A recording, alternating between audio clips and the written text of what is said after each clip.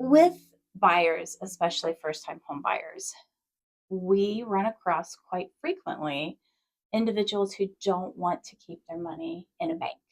And so they quite literally have a lot of cash, under their mattress. And they're often quite surprised when they find out that this doesn't work. So, can you explain a little bit about how things are allowed to be paid, at a Mhm. closing, what the amounts are, if you can bring in a bag full of cash, can you bring in a personal check? Do you have to do a wire transfer? Can you just explain that a little bit? So fortunately, we're not in Kentucky. I work with a lot of people in Kentucky. We love you guys.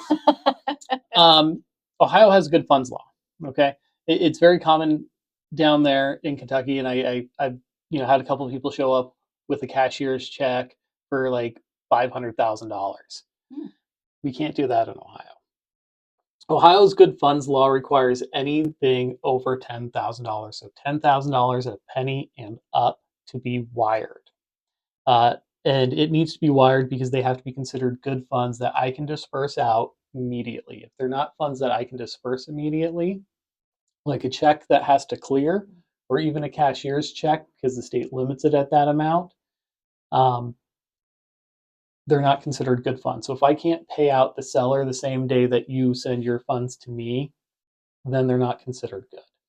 Uh, it's the state law that it's 10,000.